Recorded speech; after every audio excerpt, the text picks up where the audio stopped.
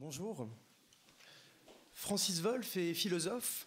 Il a été professeur de philosophie au Brésil, puis dans diverses universités françaises.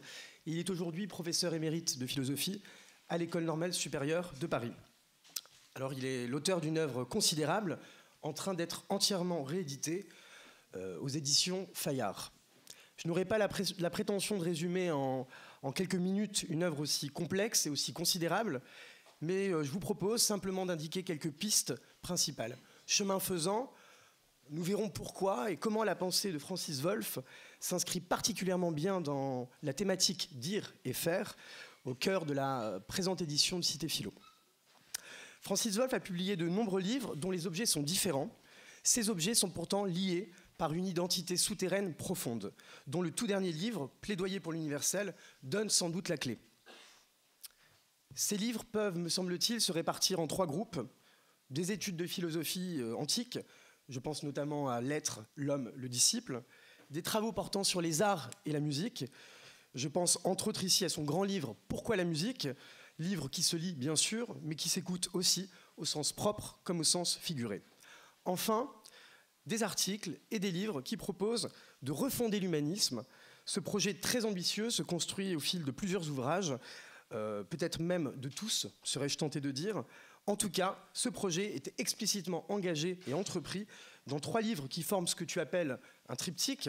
Il y a d'abord Notre humanité, d'Aristote aux neurosciences, où Francis Wolff interroge le concept d'homme et d'humanité à partir d'une double perspective, une perspective épistémologique, l'homme est capable de science, et une perspective morale, l'homme est un animal qui commande ses actions par des principes. Vient ensuite Trois utopies contemporaines, livre dans lequel Francis Wolff renvoie dos à dos le transhumanisme et l'animalisme au bénéfice d'un humanisme cosmopolitique. Et enfin, le dernier volet du triptyque s'achève sur le tout récent Plaidoyer pour l'universel, qui est à la fois la conclusion, la synthèse et le sommet de la trilogie, même si chacun des trois ouvrages sont parfaitement autonomes, comme tu l'écris dans l'introduction de ton plaidoyer. Tous ces livres s'enracinent dans un livre fondateur paru en 1997, Dire le monde, dans lequel Francis Wolff expose et argumente les principes et les thèses essentielles de sa philosophie personnelle. Le monde est tout ce que l'on peut en dire. Il n'est pas d'accès au monde qui ne soit médié par le langage. Francis Wolff propose alors le concept de langage-monde et il énonce trois principes fondamentaux. Les langues humaines contiennent des noms qui disent les choses et des verbes qui disent les événements. Or, on pourrait imaginer un langage-monde qui ne contiendrait que des noms, donc un monde de substances immobiles, de choses auxquelles il n'arriverait rien. On pourrait aussi imaginer un langage-monde qui ne contiendrait que des verbes, donc un monde d'événements sans support qui n'arrive à aucun être. Or, le langage a, et c'est une dimension fondamentale dans la pensée de Francis Wolff, une structure prédicative. S et P, par exemple, l'eau est froide. Ce langage articule ensemble les noms et les verbes. Il s'agit donc d'un langage-monde complexe. Par ailleurs, les langues humaines possèdent des indicateurs qui ne sont ni des noms, ni des verbes. Ici, maintenant, je, tu, il ou elle. Indicateurs qui nous font passer de la langue à la parole. Je dis que S et P. Or, dire que S et P n'est pas seulement décrire, c'est déjà agir, ou tout le moins se préparer à agir. Au sens où si je dis que, je le dis à quelqu'un, je le dis à un tu. Je te dis que S et P, l'être humain donc n'est pas seulement ce qui parle, mais celui qui parle à un autre que lui et à qui il s'adresse.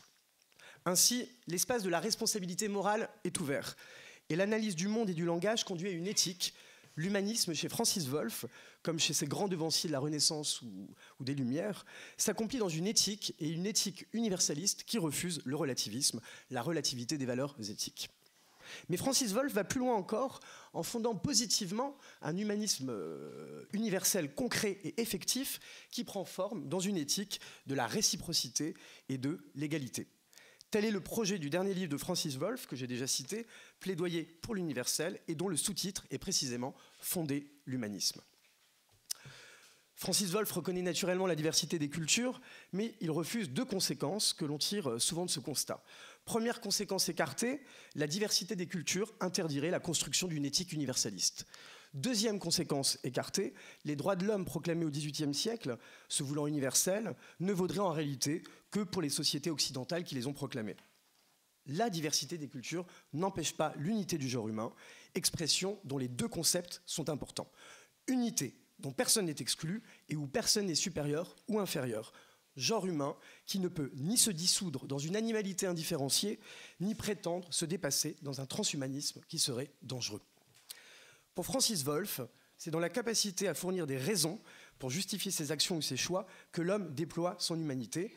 Je cite ton plaidoyer pour l'universel, page 194. « Notre mode d'être est dialogique. Nous nous sentons tenus de justifier nos jugements comme s'ils devaient être partagés en avançant nos raisons d'y croire. » Cette capacité à fournir des raisons suppose que l'homme soit non seulement doué de langage, non seulement doué de raison, mais aussi doué de liberté. C'est, je crois, ce dont, cher Francis, tu vas désormais nous parler. Un grand merci d'avoir accepté notre invitation. Merci Nassim, c'est tellement agréable d'entendre parler de soi avec tant d'éloges, mais surtout tant de compétences. Je te remercie et avec votre permission, je vais me lever pour faire cet exposé. J'ai en effet une habitude que j'ai pris à mon maître Aristote d'être péripatéticien et donc j'ai tendance à parler en marchant, mais je ne fais pas l'inverse. En général, quand je marche, j'évite de parler. Donc merci à Nassim, merci à Cité Philo de cette invitation. En effet, comme l'a précisé Nassim, aujourd'hui, je vais, sous ce titre un peu ironique, enfin un peu clin d'œil, je souhaite en fait aborder le problème de la liberté humaine et de montrer son rapport au langage, puisque c'était un petit peu le thème général de ces cités philo. En sorte que mon titre complet serait plutôt « Le pouvoir humain de faire ce qu'on veut est lié à la faculté humaine de langage, et plus particulièrement à ce que Nassim vient de rappeler, j'appelle la raison dialogique, c'est-à-dire la raison en dialogue. » Mais il faut d'abord recourir à quelques définitions.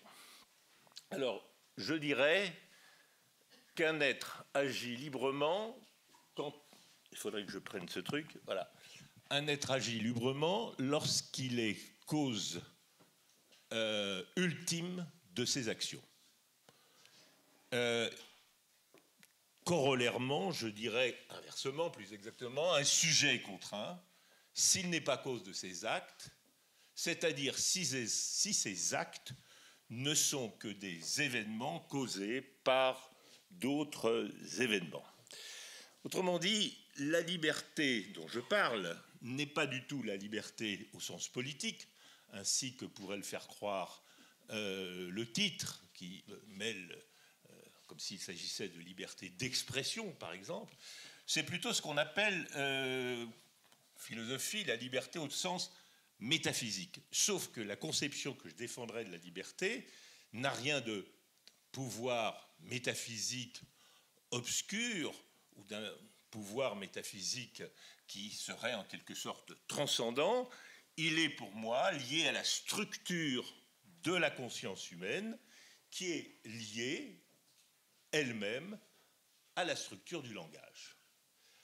Alors, conséquence de ça, la thèse que je soutiendrai est celle-ci. Les êtres humains peuvent agir librement parce qu'ils sont des êtres parlants. Pourrait s'interroger sur le sens de ce parce que, ça n'est pas une relation de cause à effet, c'est une relation, si je puis dire, d'homologie structurelle, comme j'essaierai de le montrer. Alors, voilà. Je suis un peu en retard. Voilà. Alors, prenons quelques exemples. Car la différence essentielle pour comprendre ce que c'est qu'agir librement, il faut d'abord comprendre ce que c'est qu'agir. Et pour comprendre ce que c'est qu'agir, il faut pouvoir savoir la différence entre un acte et un événement. Prenons un exemple très simple, il pleut. Bon, c'est un événement. Mais alors, dans certains cas, et pour certains peuples ou pour certaines communautés, c'est un acte. Quelqu'un fait pleuvoir. Donc, ça n'est pas simplement un événement qui arrive parce qu'il est causé par d'autres événements liés à la structure atmosphérique. Non, c'est quelque chose qui est lié à un acte de quelqu'un. Prenons un deuxième exemple. Un homme tombe de sa fenêtre. Est-ce un acte ou est-ce un événement? A-t-il perdu l'équilibre? Est-il tombé? Ou est-ce un acte, le sien, se jeter par la fenêtre? Ou l'acte de quelqu'un qui l'aurait poussé? Alors je vais prendre un exemple peut-être plus parlant, celui-ci. Voilà, regardez le joueur orange. Qu'est-ce qui s'est passé? Acte ou événement? Penalty ou non? Acte, penalty. Événement, pas penalty. Alors, vous allez dire, on n'a pas bien vu. Alors, revoyons de façon plus claire. C'est au ralenti. Faites attention. A, O, I, A.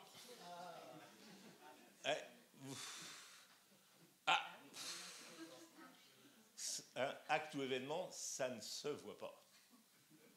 Il faudrait être dans la tête. Alors, dans quelle tête? Dans la tête du joueur jaune ou du joueur orange? Les deux. Parce que peut-être que le joueur orange s'est laissé tomber, donc il a agi, ou peut-être que le joueur jaune l'a fait tomber, et dans ce cas-là, il a agi, ou peut-être que simplement le joueur orange a buté contre brin d'herbe et s'est cassé la figure.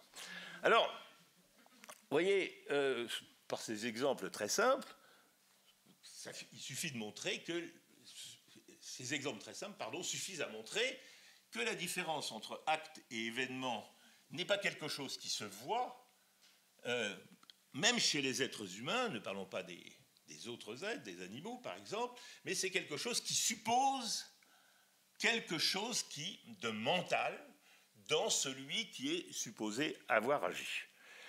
Alors, je distinguerai 3 types de cas. La capacité à agir librement est une capacité émergente chez les êtres humains qui n'existe pas dans le reste de la nature. Et je distinguerai 3 types de cas. Les mouvements et réactions automatiques des êtres vivants non conscients. Ce sont de simples réactions. Les actes de certains animaux conscients dont on peut dire qu'ils sont des actes et pas simplement des événements, mais aussi les actes des personnes qui sont des êtres parlants et qui peuvent faire des actes qui, dans certains cas, sont et doivent être qualifiés de libres. Alors, revenons au point de départ, c'est-à-dire au fait que nous sommes tous ici présents, enfin, il y a peut-être des insectes que je ne vois pas, des êtres humains. Alors, qu'est-ce que c'est qu'un être humain? Eh bien, voilà, un être humain est un animal. Oui, mais qu'est-ce qu'un animal? C'est un être vivant. Alors, d'où la question, qu'est-ce qu'un être vivant? Alors, pour comprendre ce que c'est qu'un être vivant, je vous propose une petite expérience. Prenons un être vivant quelconque, celui-ci, qui a l'air très sympathique, et faisons une expérience, ce que j'appelle l'expérience 1. Dans cette expérience 1, on va mettre cet être vivant face à des substances organiques non vivantes. Voilà. Eh bien, que va-t-il se passer au bout d'un certain temps? Comme vous le savez, voilà, et puis, il a un peu grossi. Alors, bon, le chat a fait du chat avec du non-chat. C'est une propriété du vivant qui ne se trouve pas chez les êtres non vivants. Par exemple, les ordinateurs, hélas, ne font pas des ordinateurs avec des non-ordinateurs. Alors, ce n'est pas la seule expérience que nous pouvons faire sur des êtres vivants. Prenons, j'ai oublié de dire qu'une partie ne pouvait pas être recyclée en chat. Bon, alors faisons une deuxième expérience. Expérience 2, prenons un chat. Et prenons un chat, sexe masculin, et un chat du sexe féminin. Alors, que peut-il arriver? Eh bien, il se pourrait très bien qu'il fasse des chats. Voilà. Autrement dit, les chats ont fait des chats. Alors, c'est une chose qui peut se faire avec des chats, et puis qui peut se faire aussi, dans d'autres cas, avec des fleurs, ou qui peut se faire de temps en temps avec des êtres humains. Vous pouvez faire l'expérience, vous mettez 2 êtres humains de sexe opposé, il se pourrait que ça donne un autre être humain. Pas toujours d'ailleurs, hein. Pas toujours, parce que, évidemment, comme chacun sait, il n'y a pas d'amour parfait. Bon, alors, ces expériences étant faites, que peut-on conclure sur ce que c'est que les êtres vivants? Les êtres vivants sont des êtres qui sont capables, nous l'avons vu, de reproduire en lui-même sa propre substance, c'était l'expérience 1, et de produire hors de lui-même d'autres êtres semblables à lui. Ajoutons par conséquent aussi, hélas, que les êtres vivants sont des êtres qui sont capables de ne pas être, autrement dit, qui sont vivants, par conséquent mortels. Alors, maintenant, qu'est-ce que c'est qu'un être humain? Un être humain est un être vivant. Donc toutes les propriétés qui sont celles du vivant, on va les retrouver chez l'être humain. Mais vous vous souvenez qu'on a vu aussi qu'un être vivant n'était pas un être humain, n'était pas n'importe quel être vivant, c'était un animal. Alors qu'est-ce qu'un animal? Alors qu'est-ce qu'un animal? Eh bien, un animal est un vivant. Et qu'est-ce qu'un être vivant? Un être vivant est capable, etc. Mais qu'est-ce qu'un animal? Alors, j'en ai fait quelques-uns, mais on ne sait pas combien il y a d'espèces animales sur Terre, probablement entre 10 millions et 50 millions, dont 90% sont probablement des insectes. Alors j'ai fait plutôt des animaux plus familiers.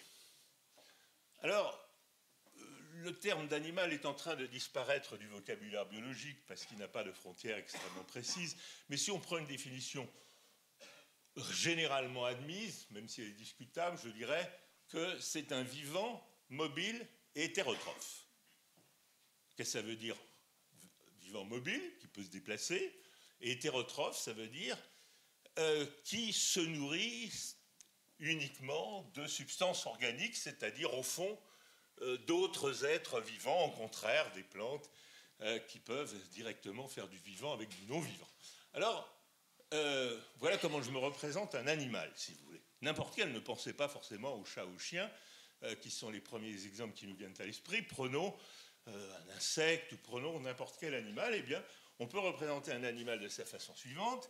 Il y a de l'input, qui sont des informations qui lui proviennent de l'extérieur, en fonction desquelles il va se mouvoir. Il y a des impulsions à se mouvoir, puisque c'est un être vivant mobile. Voilà, donc input, output. Ça, c'est un animal en général. Autrement dit, il y a un système d'information sur son environnement et un système d'action qui lui permet de réagir et de s'adapter à cet environnement.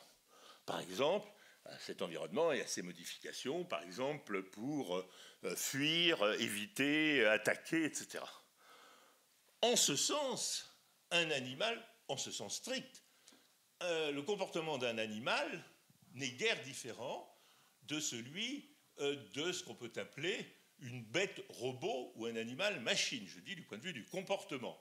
Par exemple, une voiture autonome obéit exactement à la même structure. Il y a des informations qui lui parviennent de l'extérieur sur l'environnement par des capteurs en fonction desquels, par un système complexe qui se trouve dans la boîte bleue, eh bien, il y a des impulsions à réagir. Peut-on dire qu'une bête robot, un animal machine, agit? J'aurais tendance à dire que non. On peut dire qu'il réagit, on peut dire qu'il s'adapte à son environnement, on peut même dire que c'est ça, au fond, vivre en permanence, résister à la mort de toutes les façons, en fuyant les prédateurs, par exemple, ou en cherchant de la nourriture, mais il n'y a pas, à proprement dit, d'action. Alors cependant, il y a évidemment des animaux qui sont dotés de ce qu'on appelle de la conscience. Car aujourd'hui, nous savons bien que l'homme n'est pas le seul être conscient, il y a d'autres animaux conscients. Ce que j'entends par conscience, ça n'est pas je ne sais quel pouvoir mystérieux de réfléchir, de penser, non, c'est simplement le fait d'avoir des expériences. Par exemple, je marche sur mon ordinateur, ça ne lui fait rien. Mais je marche sur certains animaux, ça leur fait quelque chose. Un animal conscient, il expérimente quelque chose, alors ça peut être du stress, ça peut être de la douleur, à ne pas confondre avec le nociception, mais on ne va pas rentrer dans les détails, du plaisir, il éprouve quelque chose. C'est le plus bas degré de la conscience, qu'on appelle parfois la conscience phénoménale. Ça lui fait quelque chose.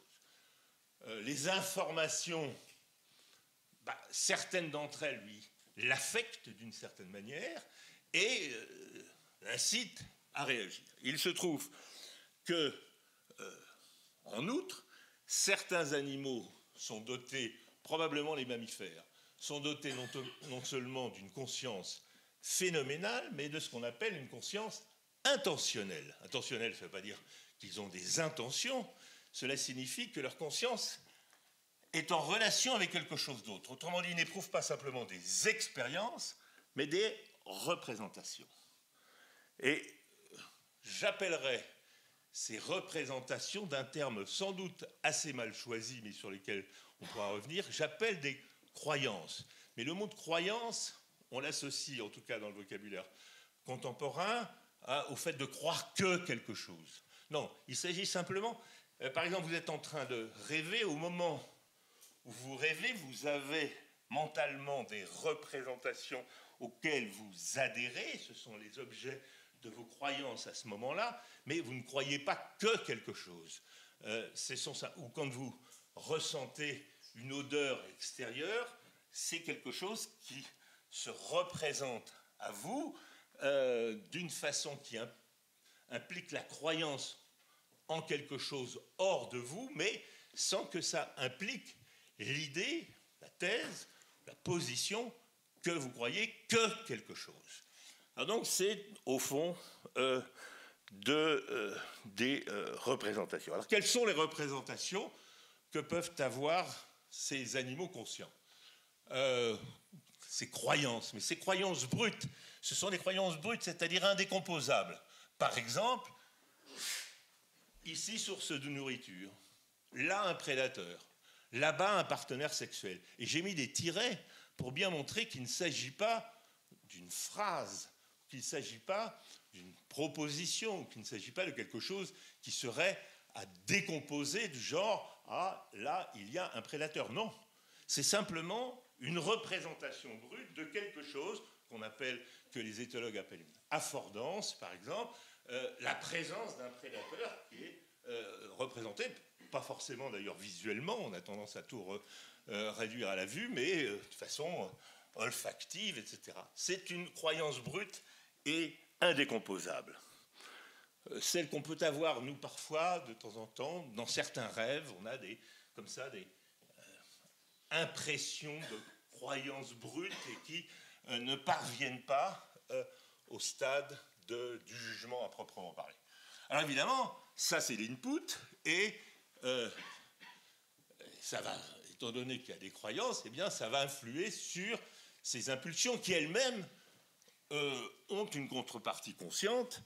Par exemple, on va voir, je vais appeler toutes ces impulsions dès lors qu'elles sont conscientes, je vais donner le terme général, là encore très très très large, de désir, que vous ne devez pas prendre au sens très élaboré, le désir chez Freud ou le désir. Non, désir, c'est toute forme d'impulsion consciente qui est liée à une représentation consciente, de telle sorte que si je compare ce qui se passe du côté de l'input et ce qui se passe du côté de l'output, je dirais par exemple que du côté des désirs, eh bien, ici, source de nourriture, a pour conséquence, qui n'est pas forcément automatique, le fait de chercher la nourriture, de fuir le prédateur ou de tenter, par exemple, de séduire le partenaire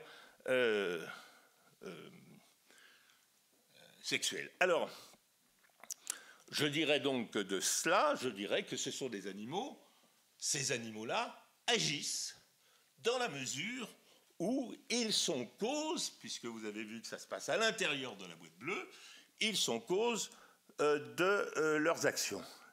Et je dirais même que la définition d'un acte que je donne, de manière générale, c'est un événement imputable au désir d'un agent en fonction de ses croyances. Voilà comment je définis un acte. Je le répète, un acte, événement imputable au désir d'un agent en fonction de ses croyances. Et donc, on peut dire qu'il y a une différence considérable entre le cas précédent où il n'y avait que des événements et là où nous avons des actes. Nous pouvons dire que ces animaux agissent. Et je répète, un acte est un événement imputable au désir d'un agent en fonction de ses croyances. Très bien. Et bien maintenant, nous pouvons arriver à vous et moi, les êtres humains. Tout ce que j'ai dit jusqu'à présent est vrai aussi des êtres humains, puisque nous sommes des êtres vivants et nous sommes aussi des animaux. Et il se peut que la plupart ou un grand nombre de nos actes ne soient d'abord que des événements, comme chez les animaux non conscients, respire, par exemple, heureusement, d'une façon qui ne passe pas par la conscience. Certain nombre de nos actes ressemblent à ceux des animaux conscients, mais avec le langage, nous allons passer une étape extrêmement importante.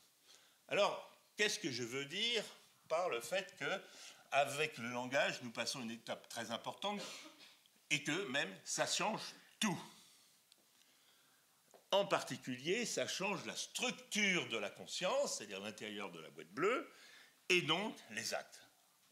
Alors vous allez me dire, oui, mais on sait bien aujourd'hui qu'il y a des animaux très intelligents et qu'ils sont dotés de langage. Alors, on pourra rentrer dans des considérations éthologiques si vous le voulez tout à l'heure, mais je tiens à faire remarquer que je ne parle absolument pas, quand je parle de langage, de capacité d'expression. Beaucoup d'animaux ont des capacités d'expression extrêmement subtiles, extrêmement raffinées. Beaucoup d'animaux, la plupart des animaux sociaux, ont aussi des facultés de communication. Même des animaux, évidemment, fourmis, abeilles, tout ça est connu depuis bien longtemps. Non, je parle de tout à fait autre chose. Parce que d'abord, il faut rappeler quelque chose qui sont, pour certaines bien connues, pour d'autres un peu moins, qu'il y a des grandes différences entre toute forme, même très élaborée, de langage animal, de communication animale et de langage humain. Je rappelle quelques-unes des différences. N'est-ce pas ? La communication animale assure des fonctions liées à la survie, nourriture, reproduction, protection de l'individu, du groupe ou de l'espèce.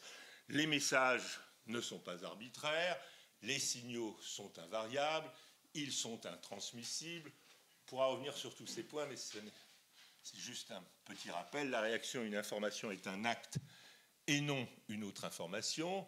Il n'y a pas de formulation du futur, du passé, du conditionnel. Il est impossible de se référer à des objets ou à des événements absents. Les animaux ne racontent pas d'histoire. Les énoncés ne sont pas décomposables. Il n'y a pas de syntaxe. Il n'y a pas d'usage de la négation. Ceci est un point essentiel. Il n'y a pas de dialogue au sens strict. Mais les différences qui sont, elles, abyssales, et qui sont véritablement la marque du langage humain, c'est celle-ci. C'est le fait que, premièrement, différence essentielle, la puissance infinie du langage humain. Vous n'avez sans doute jamais entendu la phrase que je suis en train de dire à l'heure actuelle, maintenant. surtout si je bafouille. Mais vous la comprenez immédiatement.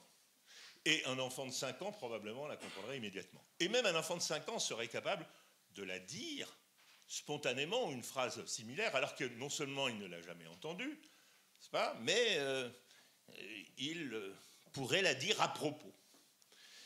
Par conséquent, ce n'est pas qu'il y a beaucoup de messages, c'est qu'ils sont au moins indéfinis, les messages que nous pouvons dire, et en permanence, nous en inventons de nouveaux, et des enfants, très précocement, sont capables de faire des phrases nouvelles, jamais entendues. Voilà une différence essentielle. Et deuxièmement, celle qui m'intéresse encore davantage, d'ailleurs, qui sont liées à la structure, ou à la possibilité infinie du langage humain, c'est ce que j'appelle, d'une part, comme Nassim l'a très fort justement rappelé, c'est ce que j'appelle, au moins depuis Dire le Monde, la structure prédicative et la structure indicative.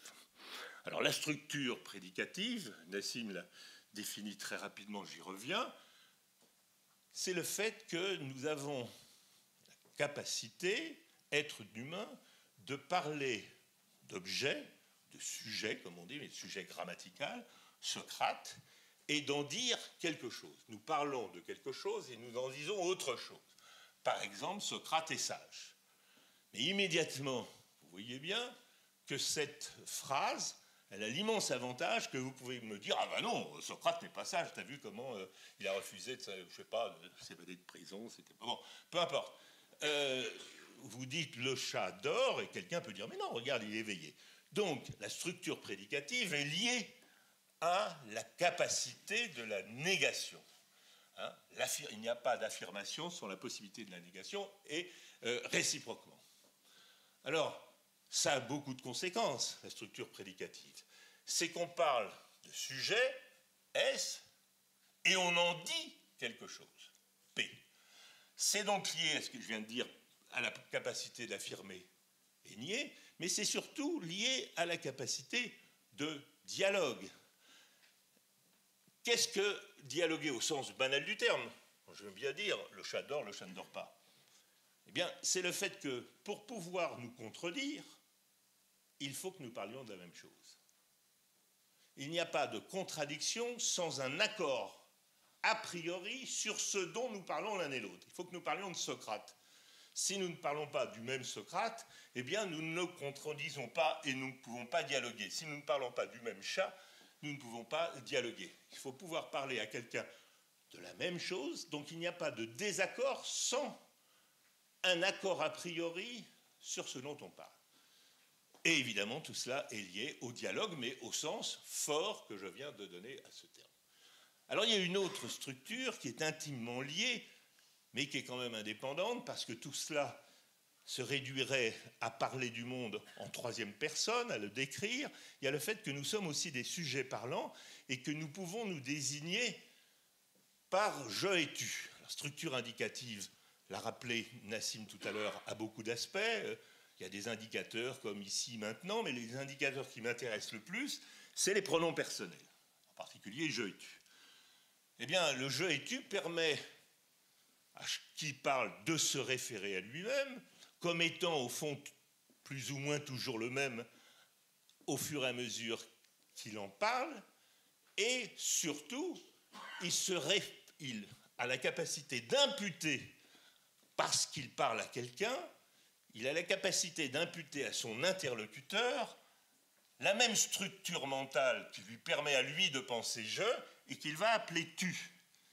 Ce tu est évidemment symétrique du je, mais il suppose que cette imputation de la structure indicative réflexive de mon interlocuteur, c'est-à-dire qu'il pense à lui-même comme étant quelqu'un et comme étant plus ou moins quelqu'un qui est le même que lui-même et qui le demeure. Alors, un esprit, donc, tu es un esprit comme moi, et j'en parle. Je parle de moi en me référant à mon esprit et je m'adresse à quelqu'un que je considère comme un autre esprit. Donc, je dis que l'être humain est un animal pas simplement conscient, pas simplement d'une conscience intentionnelle, mais que c'est un animal dialogique. Alors, j'ai l'habitude de montrer ça dans des schémas qui n'ont au fond pas beaucoup d'importance, mais vous voyez, vous retrouvez le fait qu'on parle de quelque chose, d'un sujet, et qu'on peut en dire deux choses opposées, P1 et P2, les deux prédicats, est sage, n'est pas sage, ou dort, ne dort pas, etc. Voilà.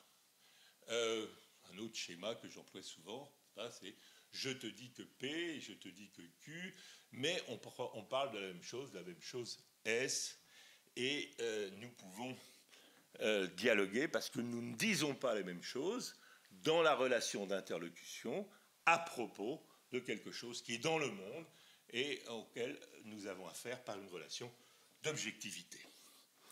Alors, cette parenthèse assez longue et essentielle ayant été ouverte et maintenant refermée, je me désaltère une seconde, je vais revenir à mes animaux. Sauf que maintenant, cette fois-ci, ce seront des animaux dialogiques, comme vous et moi. Alors, on a vu tout à l'heure que l'animal conscient, il avait un premier degré de connaissance que nous avons appelé la croyance. L'être humain, on vient de le voir, on vient de le dire, dispose d'une structure prédicative et de la structure indicative. Alors, ça va tout à fait changer la structure de sa croyance.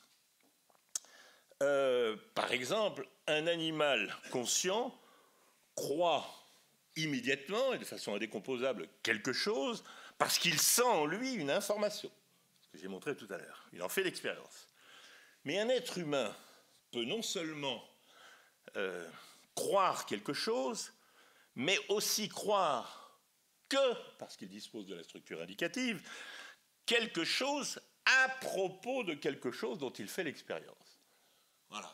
Et donc, l'animal dialogique, vous et moi, peut avoir une croyance sur sa propre croyance.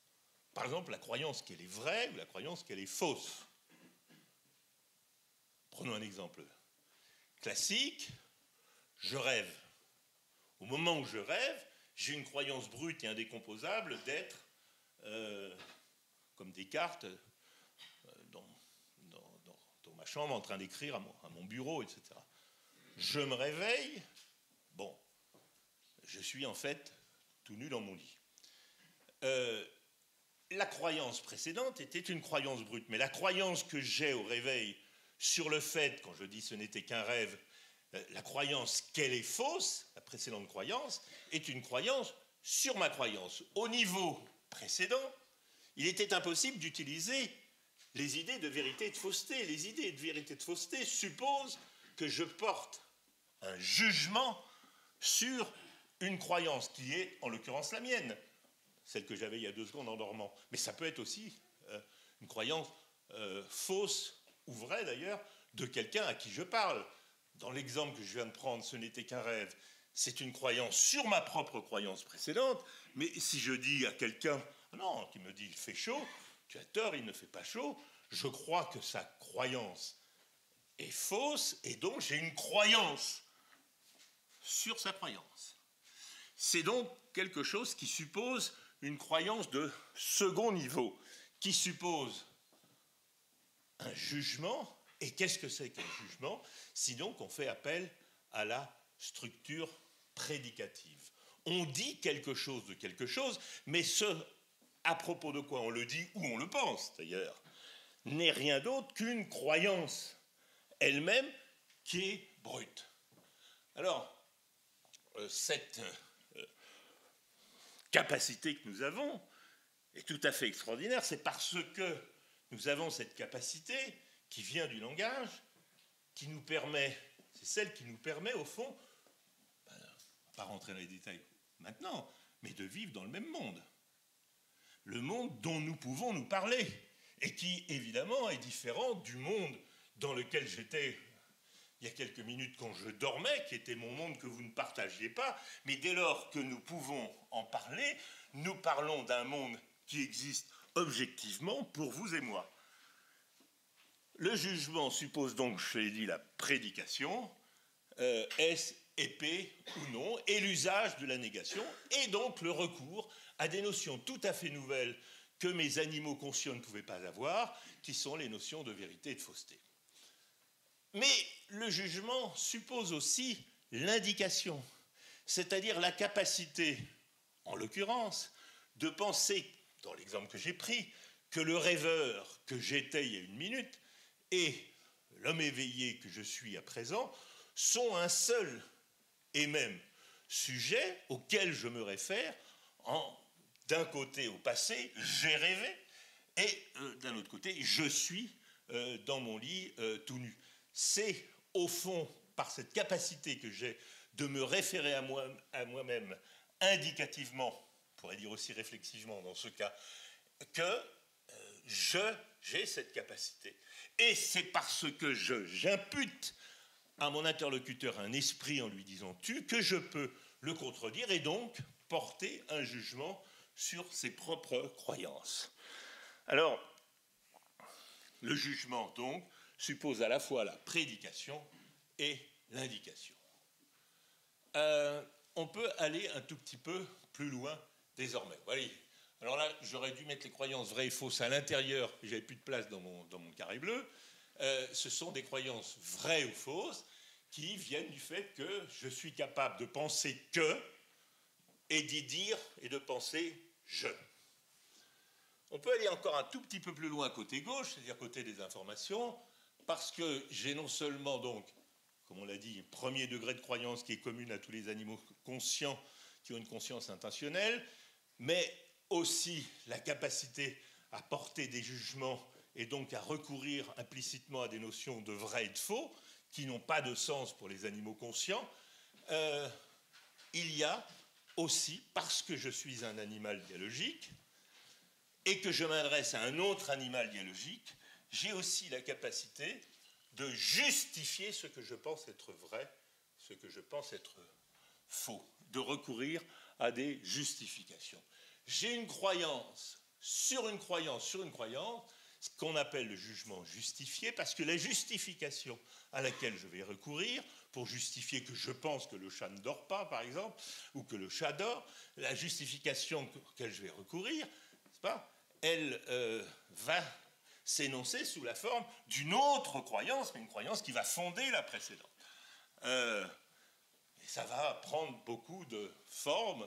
Il est vrai que X parce que Y, il est vrai, je pense qu'il est vrai que le chat dort parce qu'il ronronne de façon régulière, ou non, en réalité, voilà, on peut discuter à l'infini.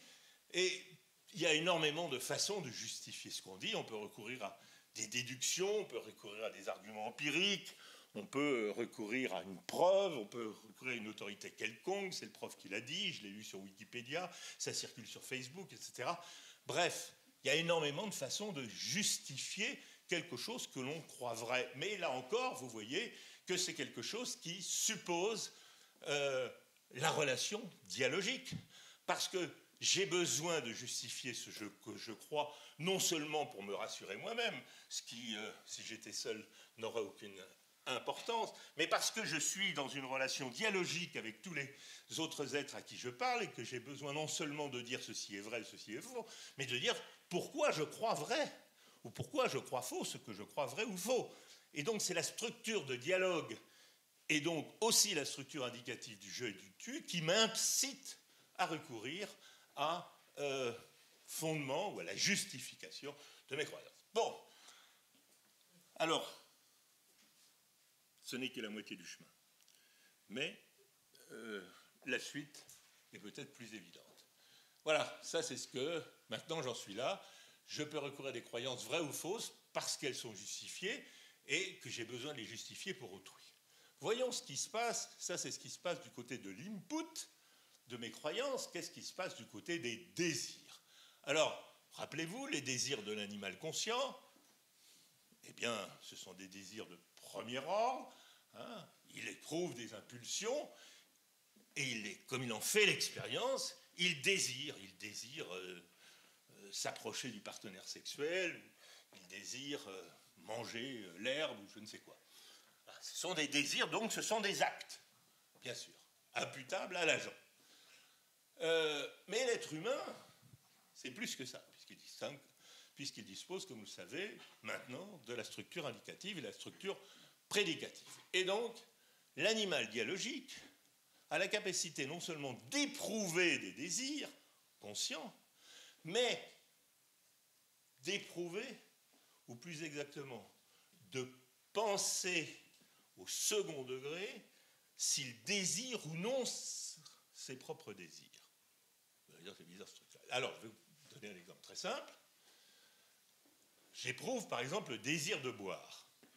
Je suis chez des amis, je reprendrais bien un whisky. Vous éprouvez le désir. Bon.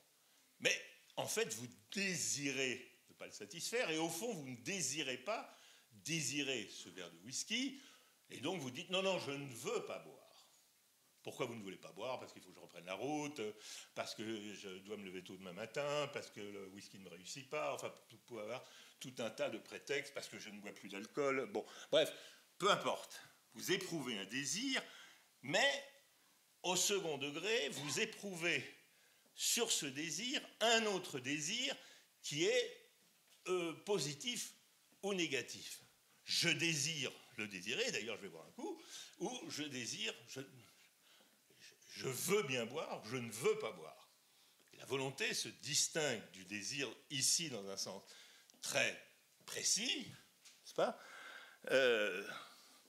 Dans un premier cas, les désirs que j'éprouve sont des événements en moi dont je fais l'expérience, et dans le deuxième cas, donc, ils sont déterminés, ces événements, par d'autres événements, des émotions, des besoins, d'autres désirs, tout ce que vous voulez.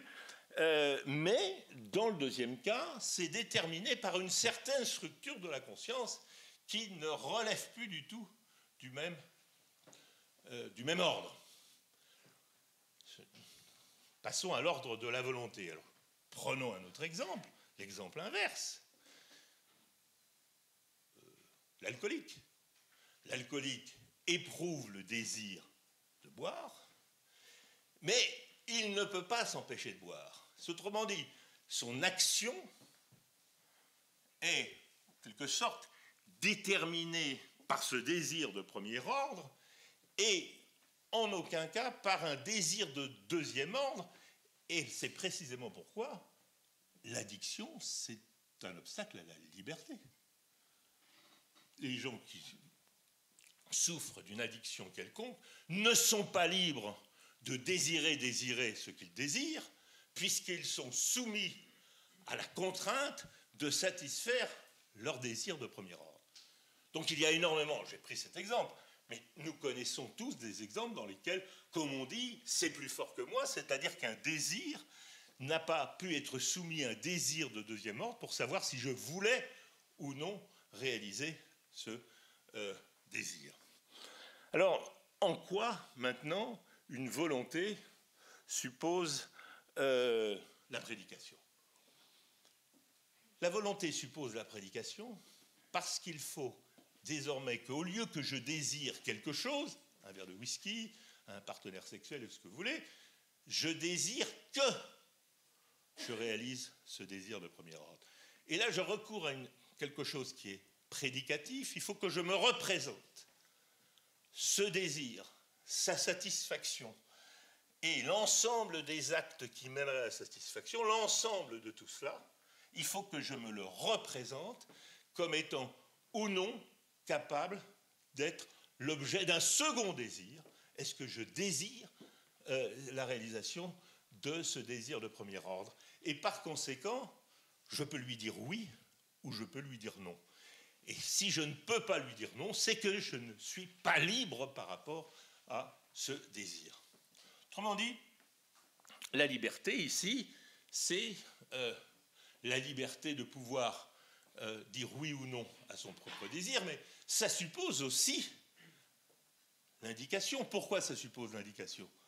Parce qu'il faut que je me représente moi-même avec tous les effets que se suppose l'acte que j'imagine boire ce whisky, etc., que je m'imagine être celui qui satisfait le désir, que je puisse lui dire non, et en quelque sorte que je sois, au fond, tout au long de cette opération en grande partie imaginaire, que être et demeurer toujours le même, celui qui pense et qui dit « je ».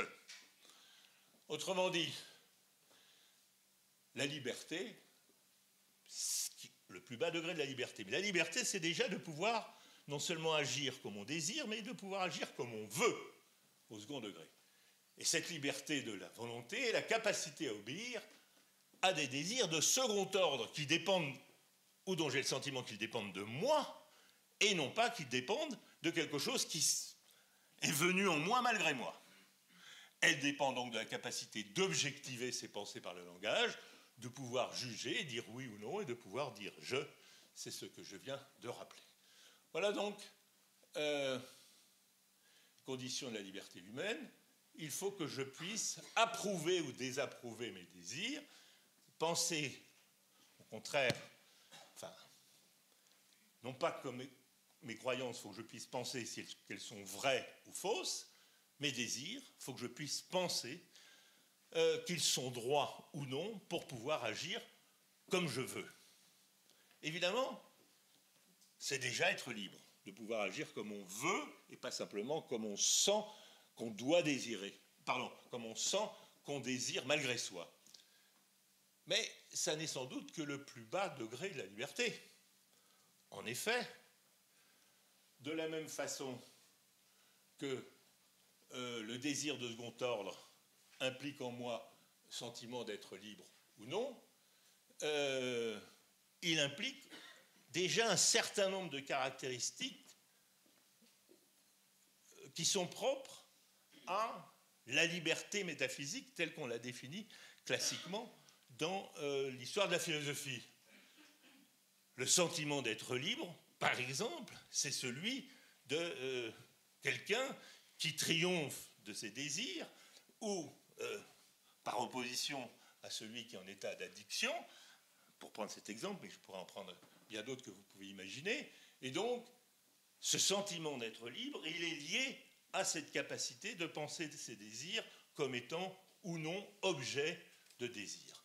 Deuxième caractéristique classique de la liberté, eh bien, la responsabilité morale et la responsabilité pénale reposent, elles aussi, sur l'idée qu'on impute aux êtres humains un esprit et donc la capacité à penser l'ensemble de leur acte comme étant soumis non seulement à des désirs ou à des impulsions conscientes qu'ils ne maîtrisent pas, mais à quelque chose qu'on appelle la volonté, qui est un autre désir, mais un désir qui n'a plus rien à voir avec le précédent, puisqu'il n'appartient pas à la même structure causale. Je rappelle, par exemple, que c'est le présupposé nécessaire de la responsabilité pénale, n'est pas pénalement responsable la personne qui était atteinte au moment des faits d'un trouble psychique ou neuropsychique ayant aboli son discernement ou le contrôle de ses actes, c'est-à-dire qui n'obéissait plus qu'à ce que j'appelais des impulsions, même si ces impulsions sont conscientes,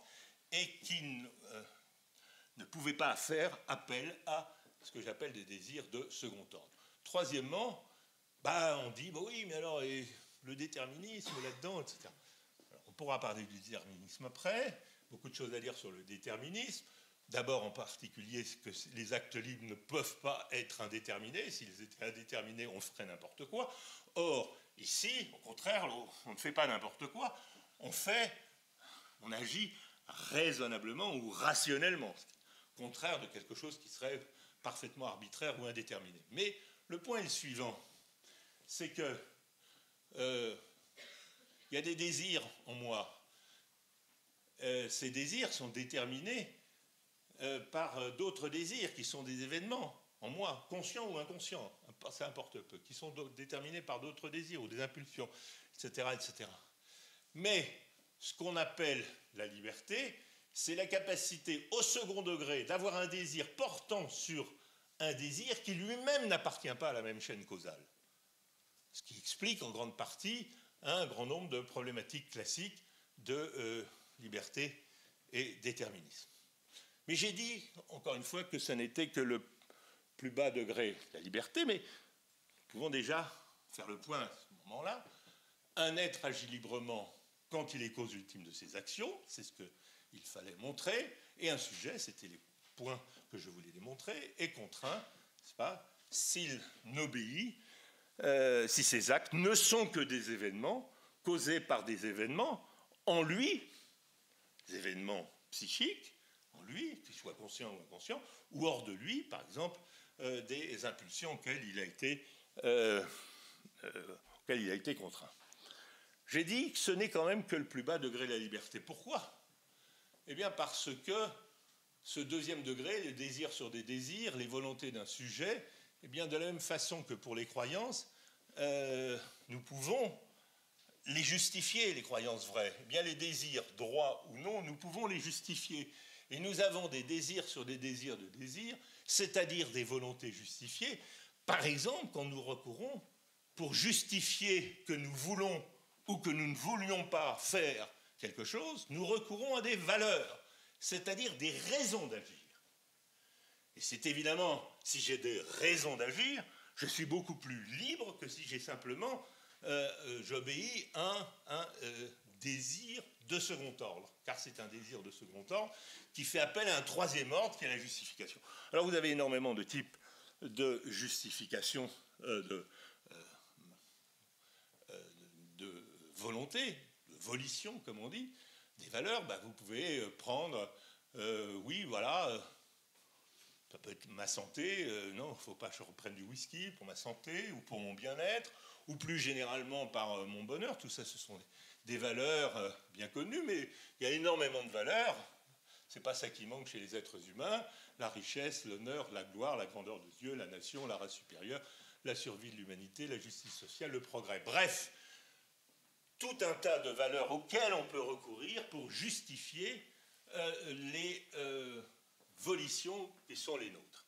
Autrement dit, je vais conclure, la liberté, c'est la capacité à obéir des désirs de second ordre, elle dépend de la capacité d'objectiver ses pensées par le langage, pouvoir juger, dire oui ou non, pouvoir dire je les tue. Mais elle dépend aussi de la structure dialogique qui fait que nous nous adressons à d'autres êtres humains devant lesquels nous nous sentons tenus de justifier ce que nous faisons et pas simplement que nous obéissons à nos désirs immédiats. Un acte est libre s'il est un être est libre s'il est sujet de ses actions, autrement dit s'il a des raisons d'agir, mais un être est d'autant plus libre qu'il a de bonnes raisons d'agir. Voilà donc comment je me représente les actes libres. Les désirs sont droits ou non, et en plus, ils sont justifiés.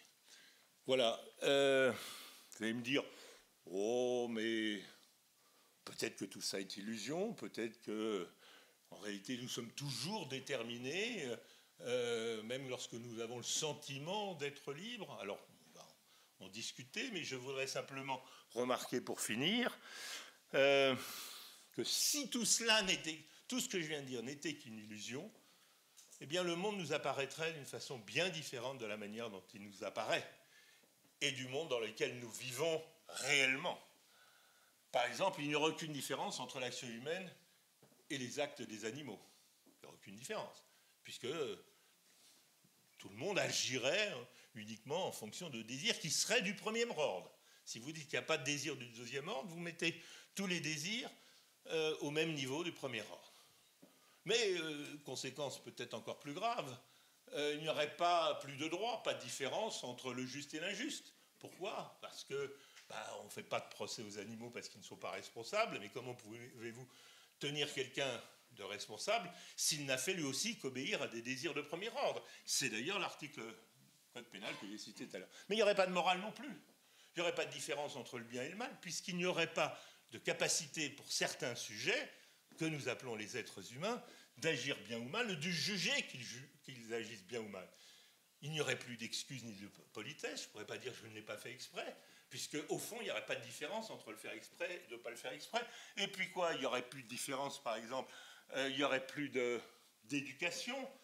À quoi pourrait servir l'éducation si de toute façon, les êtres humains, et par exemple les enfants, les élèves, étaient déterminés forcément par des désirs de premier ordre, et que l'éducation a justement pour objet de forger quelque chose qui soit un regard réflexif sur ses propres désirs du premier ordre, et à partir de la structure prédicative et de la structure indicative, de faire cette opération de réflexivité. Il n'y aurait plus de je ni de tu, il n'y aurait plus de différence entre un viol et un acte d'amour, puisque, au fond, tout cela, ce serait l'effet de simples désirs et d'impulsions qui relèvent du premier ordre. Voilà. Et ceux qui pensent que c'est une illusion, je dirais ces derniers mots pour finir, peuvent-ils croire réellement, intérieurement, que tout cela est une illusion? Si je dis je crois que c'est une illusion, pouvez-vous croire que ce que vous croyez, vous ne le croyez pas vraiment et que ce n'est pas vous qui le croyez? Pouvez-vous croire que la différence entre ce que vous pensez volontairement et ce à quoi vous n'adhérez pas, ce n'est pas vous, et c'est-à-dire quelqu'un que vous appelez je, quelque chose qu'on appelle un esprit, peu importe qu'il soit ou non de nature matérielle, ça ne change rien au problème, qui est, au fond, sujet de ce qu'il pense et qui est sujet de ses croyances. Voilà, donc je dirais simplement pour conclure, la liberté de la volonté n'est pas plus une illusion que le monde dans lequel nous vivons, où il y a des personnes, comme vous et moi, dotées d'un esprit à qui nous pouvons parler et que nous pouvons approuver ou désapprouver. Voilà le monde dans lequel nous vivons, et je vous remercie de votre attention.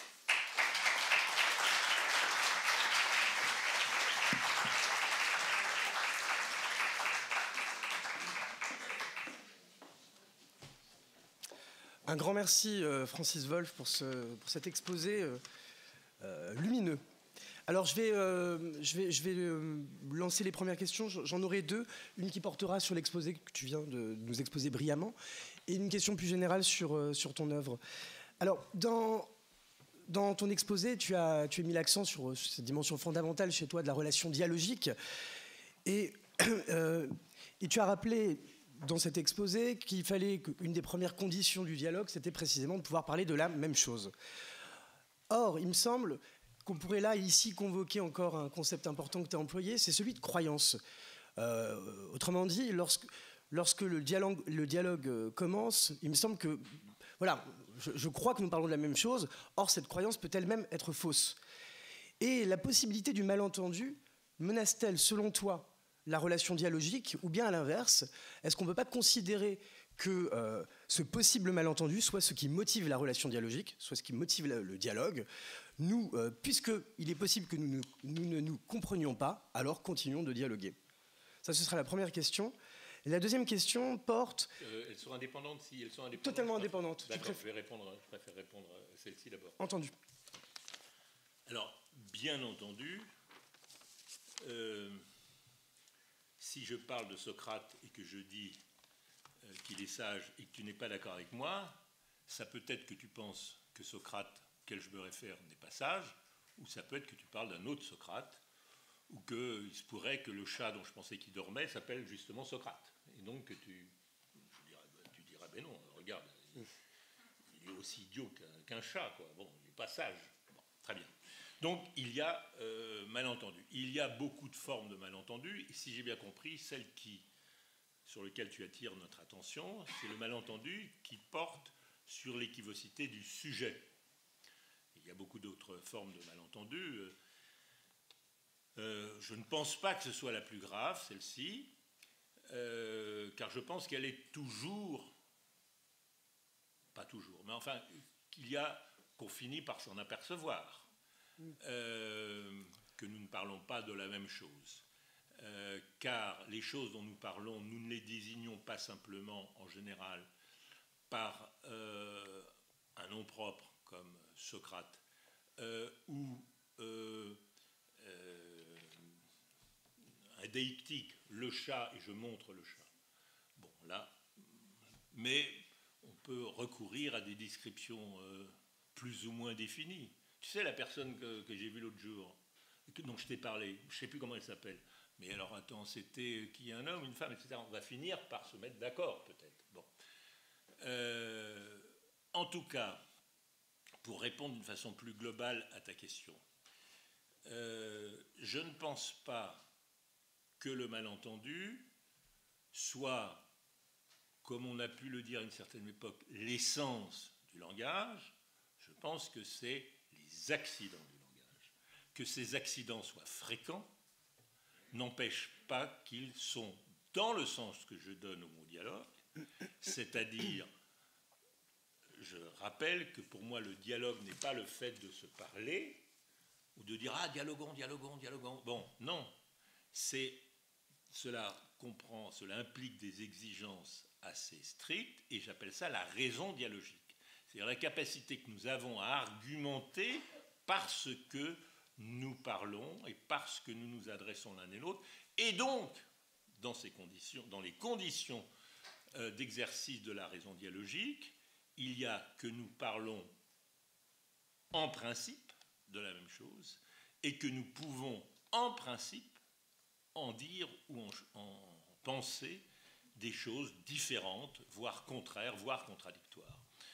Autrement dit, ce sont des conditions non pas simplement d'un dialogue idéal, mais d'un dialogue qui correspond à la structure que j'appelle rationnelle de l'être humain, qui le différencie de toutes les autres formes de communication. Et bien entendu, nous avons aussi 1000 autres formes de communication ou d'expression. Donc je ne pense pas que l'on dialogue parce qu'il y a un malentendu. Parfois, on dialogue pour rien, vainement, parce qu'il y a un malentendu. Et je pense que le dialogue, en théorie et en principe, obéit aux réquisites que je viens de rappeler. Très bien. La réponse est claire. Donc pas de malentendu, pas de véritable relation dialogique sous condition de malentendu. Alors là, ma question, la deuxième question, et après je vous laisserai la parole bien entendu. Ma deuxième question, elle porte plus généralement donc, sur ton œuvre et sur l'humanisme, hein, comme on l'a évoqué tout à l'heure. Dans un entretien avec Claude Bonnefoy, le critique littéraire Claude Bonnefoy, qui est publié dans les 10 et écrits, le tome 1 des 10 et écrits, Michel Foucault, que tu as beaucoup travaillé, affirme au sujet de la place de l'humanisme dans notre culture occidentale, je le cite, « Non seulement l'humanisme n'existe pas dans les autres cultures, mais il est probablement dans la nôtre de l'ordre du mirage. » Alors toi qui t'inscris dans une certaine filiation foucaldienne, comment conjugues-tu ton humanisme vigoureux avec l'anti-humanisme que certains prêtent à la pensée de Michel Foucault et que certaines de ses déclarations pourraient confirmer? Alors c'est une question qui nécessiterait évidemment un long temps pour répondre. Je vais essayer d'être caricatural et donc de répondre de façon beaucoup trop schématique. J'ai en effet connu Michel Foucault, j'ai même travaillé avec lui une époque, et en effet, la période, la grande période Michel Foucault auquel tu fais allusion, c'est celle du milieu des années 70, dans lesquelles ce qu'on a pu appeler French Theory, dans lequel on a mis des penseurs assez différents, des penseurs ou des philosophes post-heideggeriens, genre Derrida, des penseurs élèves, au contraire, d'une tradition bachelardienne, par exemple, comme Foucault, ou d'autres ou des penseurs marxistes comme Althusser ont été qualifiés d'anti-humanistes.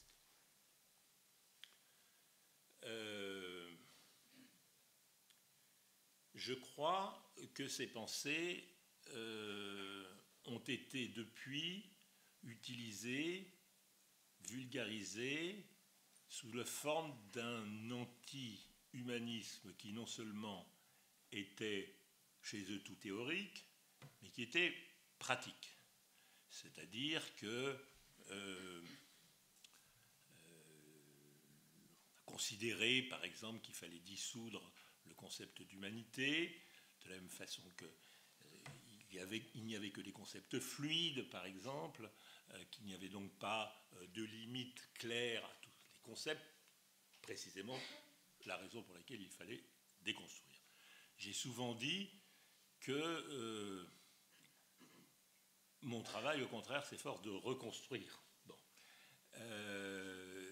Et que je n'ai jamais eu d'affinité particulière avec l'aspect déconstructionniste des théories auxquelles on vient de faire allusion. Il est vrai, alors je pourrais compléter sur Foucault parce qu'il y a beaucoup de choses à dire là-dessus, mais puisque tu m'interroges sur moi, je définis l'humanisme par 3 caractères. Il était ce qui a fait beaucoup de mal, si je puis dire, à l'humanisme, c'est les lectures françaises de la lettre sur l'humanisme de Heidegger, qui ont assimilé l'humanisme à vision très étroitement cartésienne du monde, réduisant le monde à des matériaux calculables par la science et utilisables par l'homme, etc. Et donc que l'humanisme était, au fond, c'est parfois comme ça qu'on le considère aujourd'hui, comme la négation de toute la valeur de tous les êtres naturels, bon, beaucoup d'utilisations comme ça, post-heideggerienne ou post-derridienne. Alors on peut dire que je n'aurais jamais écrit mes livres s'il n'y avait pas eu aussi la nécessité de réhabiliter un certain nombre de concepts, comme celui d'humanité, auquel je me consacre depuis quand même une quinzaine d'années, dont j'essaie de montrer à la fois le sens et la valeur, et celui d'humanisme. Alors, première remarque sur l'humanisme, au fond, tout le monde est humaniste, quoi. Humaniste, ouais, il ne faut pas rejeter trop de gens à la mer, quoi. Bon. Il faut être modéré. Il faut être réaliste, mais il faut être un peu humaniste. Donc on va de temps en temps, pas tous les renvoyer de l'autre côté de la Méditerranée ou dans les geôles de Libye, etc. Bon, c'est ça les humanistes. Donc ça ne veut pas dire grand-chose. C'est assimiler une espèce de pensée molle, désuète, un peu cucul-à-praline. Bon. Alors, le sous-titre de mon livre s'appelle « Fonder l'humanisme », c'est que je veux, redonner un sens fort, conceptuel et précis à ce concept, et que je pense que pour tout un tas de raisons, la faiblesse aujourd'hui de ce concept est qu'il n'a plus de fondement. Comment je définis l'humanisme? Par 3 traits. 1. L'humanité est une communauté morale, ou éthique, peu importe, une communauté morale. 2. L'humanité est source de valeur, et même la seule source de valeur. C'est un point beaucoup plus discutable, je le sais. Et troisièmement, les êtres humains sont égaux. Bon. Une fois qu'on a dit ça, si je te dis ça entre 2 verres de bière, tu vas me dire « Ah oui, je suis d'accord. » Ok. Tout le monde pourrait être d'accord, on pourrait voter, oui, on est d'accord. Mais si je vous demande pourquoi, c'est là où commencent les problèmes. Parce que nous n'avons plus de fondement aujourd'hui à ces idées qui à la fois passent pour certains pour évidentes et tellement évidentes qu'elles n'ont plus d'effet pratique. Hein, on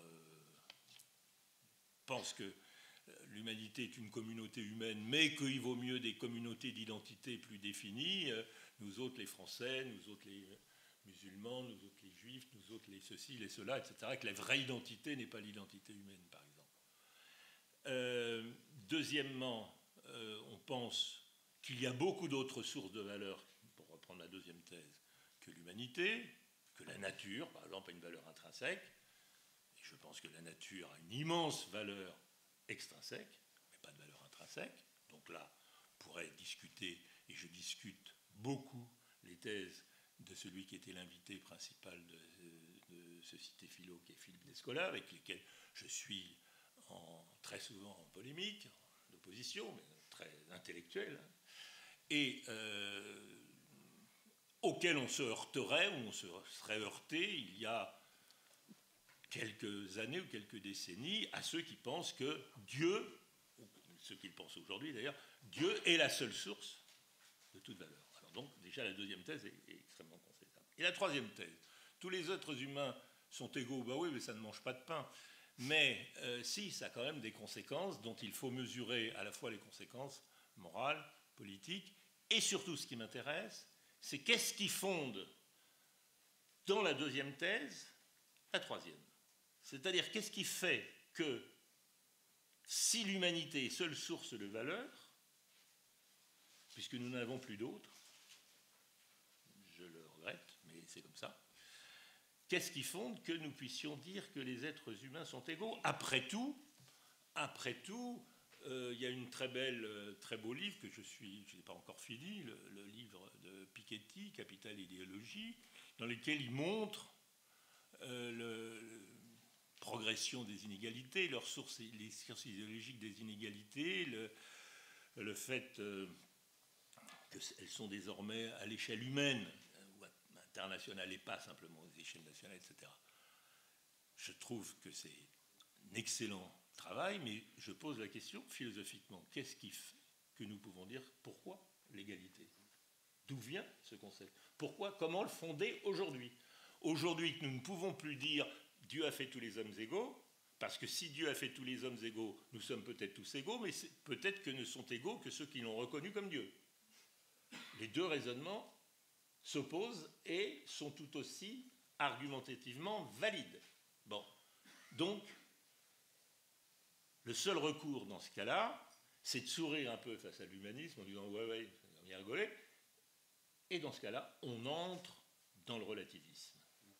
Dans le relativisme, qui est l'objet essentiel du livre, en tout cas de ces deux premières parties, et donc de tenter de réfuter des thèses qui sont parfois très brillamment illustrées, par exemple par certaines utilisations de certaines thèses anthropologiques, je ne pense pas simplement à Descola, mais qui nous met dans d'autres types d'impasses parce que le relativisme ne peut pas, lui, échapper à l'ethnocentrisme, mais ça, c'est une autre question. C'était une réponse un peu longue, mais très incomplète quand même. Merci beaucoup, Francis. La parole est à vous.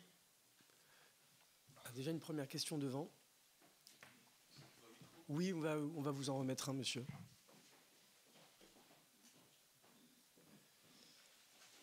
Oui, il est juste là. Il va récupérer. Ah oui, on peut récupérer ça. Merci. Bonjour. Ça marche? Non. Ça marche pas? Non. L'autre marche. Merci. Voilà, merci. Merci pour votre exposé. Je voudrais parler de transhumanisme. D'abord, première question, est-ce que, comme le disait Feu Gilbert Autois, le transhumanisme est un humanisme ou non, selon vous? Et deuxièmement, est-ce que vous considérez que le transhumanisme est un dualisme peut-être contrarié ou qui relève du monisme matérialiste? Parce que les auteurs ne sont pas d'accord là-dessus. Et je ne parviens pas moi-même à me faire une idée précise. Merci. Je veux bien répondre à cette question qui n'était pas à l'ordre du jour, mais je ne sais pas si c'est... Alors je veux bien répondre puisque j'ai consacré un livre qui était le précédent livre qui s'appelle « Trois utopies contemporaines ». Pour le dire d'un mot, je considère qu'il y a deux perversions contemporaines de l'humanisme, qui sont le transhumanisme et l'animanisme, qui se présentent l'une et l'autre comme le prolongement de l'humanisme. J'ai coutume de dire, pour faire comprendre les choses, que traditionnellement, et même si on remonte à l'Antiquité, on considérait traditionnellement, et on trouve ça chez beaucoup de penseurs antiques, on le retrouve aussi chez les penseurs médiévaux, on considérait qu'il y avait trois faunes. Il y avait trois types de zoa, comme disaient les Grecs. Il y avait les êtres humains, les vivants humains. Au-dessus d'eux, il y avait les dieux, et en dessous d'eux, il y avait les bêtes. Ce que l'homme avait en commun avec les dieux les opposait aux bêtes, et ce qu'il avait en commun avec les bêtes les opposait aux dieux. L'homme était mortel comme les bêtes, mais il était irrationnel comme les dieux. et les dieux étaient immortels, et l'homme était donc à la fois un animal mortel et rationnel. Bon, alors c'était très simple parce que vous avez 3 faunes. Et donc, sachant qui nous étions, nous savions aussi ce que nous avions à faire et ce que nous ne pouvions pas faire. Nous ne pouvions pas nous prendre pour des dieux, c'était le péché d'hubris, et nous ne pouvions pas nous abaisser au niveau des bêtes, ce qui était une autre forme de péché. Donc nous devions rester dans nos limites. Le transhumanisme prétend faire de nous des dieux par la technique. En gros, c'est-à-dire je ne parle pas simplement des progrès de la médecine, bien entendu, l'objectif ultime, c'est, grâce à la technique, de nier notre animalité. Et c'est tous les penseurs du transhumanisme ou du posthumanisme pensent que nous pouvons nous libérer de notre animalité grâce à la technique et donc vaincre l'âge, l'animalité, sous sa forme du vieillissement, sous sa forme de la maladie, sous la forme de la blessure et ultimement sous la forme de la mort.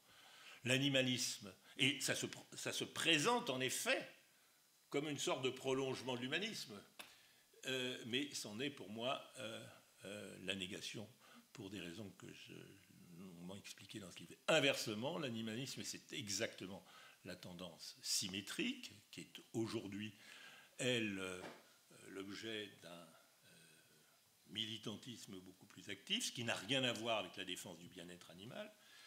C'est l'idée qu'au fond, nous ne sommes que des animaux, que rien ne nous distingue fondamentalement des autres êtres, en tout cas de tous ceux qui sont susceptibles de souffrir. Donc, pour moi, c'est une autre négation de l'humanisme, alors même que ça s'en présente comme son extension, son élargissement, etc. Je pense que l'un et l'autre sont des faux élargissements de l'humanisme et je pense que ce sont des utopies post-humanistes, post-politiques, et je concluais le livre 3 utopies contemporaines en proposant une autre utopie qui, elle, serait la mesure de l'humanité, qui était l'utopie cosmopolitique. Au fond, nous sommes une seule humanité, et qu'est-ce que ça pourrait aujourd'hui vouloir dire et si nous admettons cette utopie humaniste, elle peut récupérer, utopie humaniste, oui, cosmopolitique, elle peut récupérer les 2 autres formes d'utopie en montrant leurs limites, en montrant que ce que nous devons, ce pourquoi nous devons lutter, c'est pas pour que vous ou moi nous devenions immortels, l'immortalité c'est un peu long, surtout à la fin, mais c'est pour que l'humanité soit immortelle.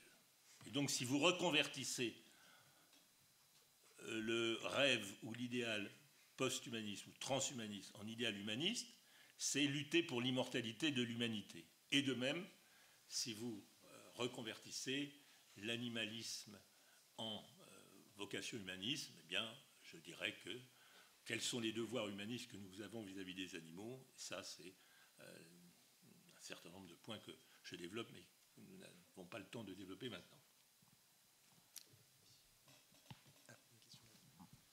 Pardon. Le mot déterministe pouvant être vu comme un assujettissement, est-il antinomique du mot liberté? Bon, voilà une question très intéressante et très importante sur laquelle j'ai passé très rapidement.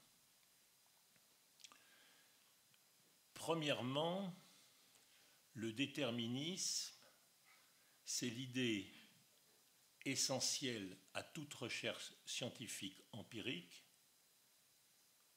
Je dis bien une idée essentielle, c'est même un des principes de toute recherche scientifique empirique, ce qui pose des problèmes dans certains domaines comme la physique quantique, selon lesquels tous les phénomènes sont déterminés et par conséquent, selon lesquels, dans un système clos,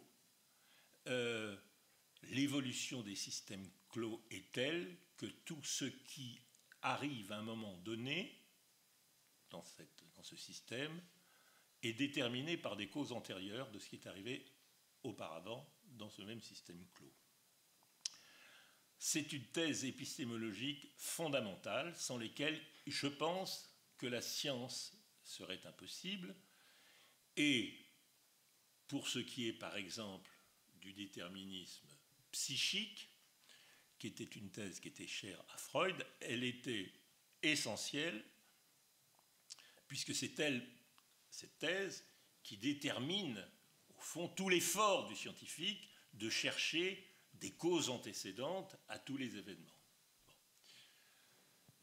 Comme thèse métaphysique, plus généralement, elle pose d'énormes problèmes, parce qu'il faut savoir qu'est-ce que c'est qu'un système clos, est-ce que le monde est un système clos, etc. Mais pour se borner au problème de liberté et déterminisme, qui est un problème beaucoup plus étroit.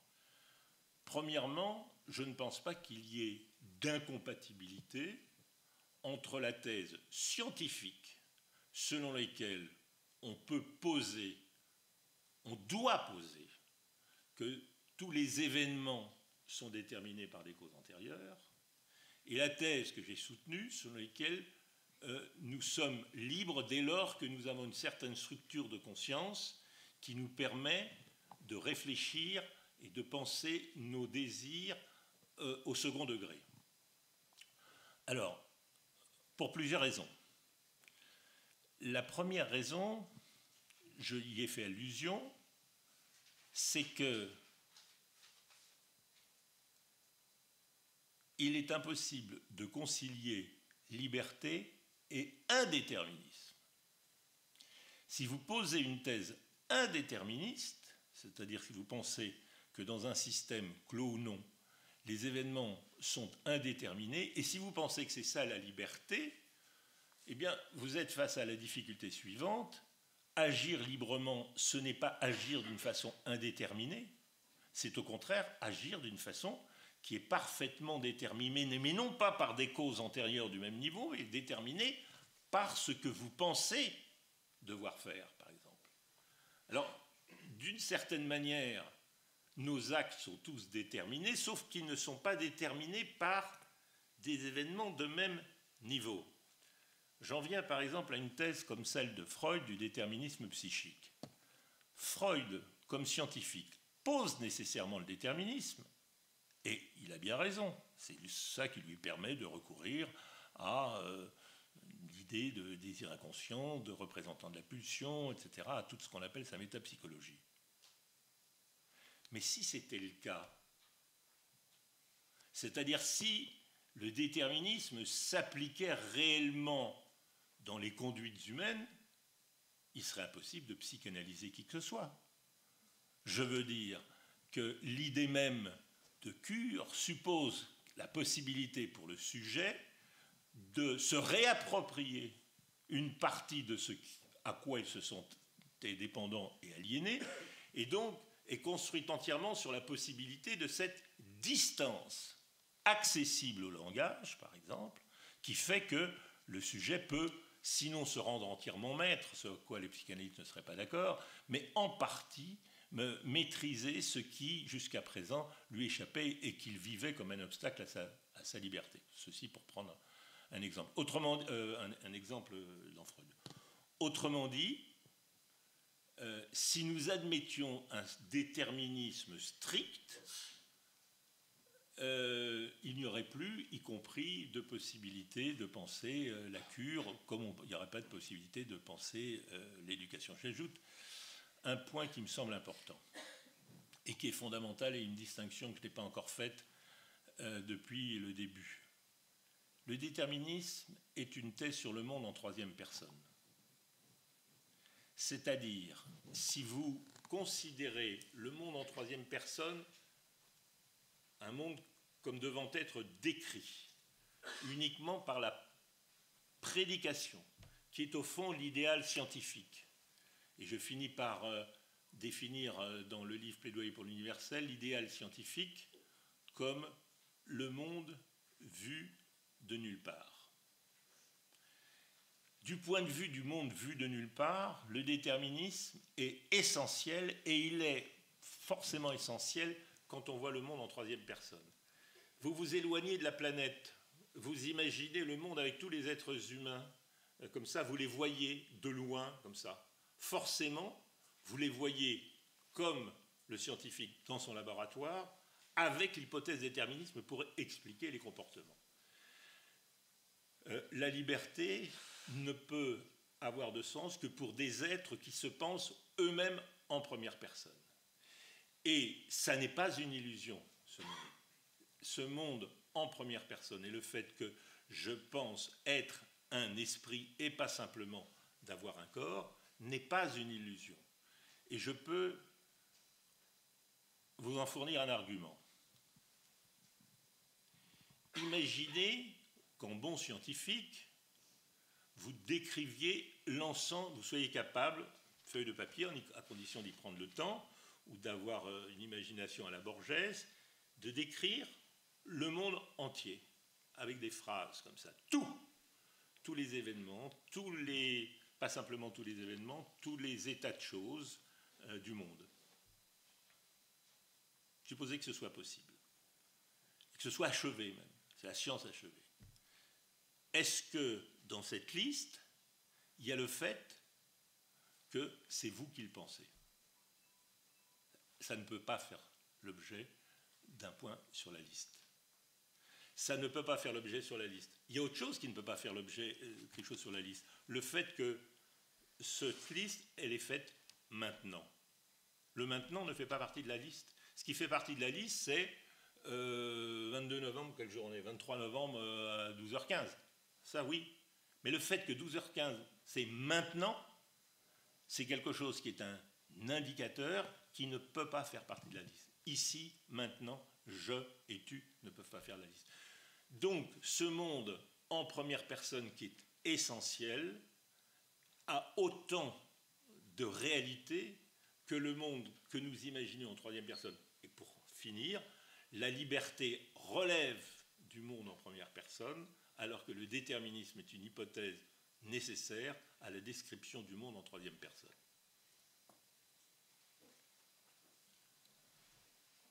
Il y a une question là-haut, au niveau des fauteuils jaunes. Là aussi, pardon. Oui, Bon, j'y vais. Merci Francis pour cette très belle communication. Alors ma question va être un peu bizarre parce que je vais être plus wolfien que Wolf.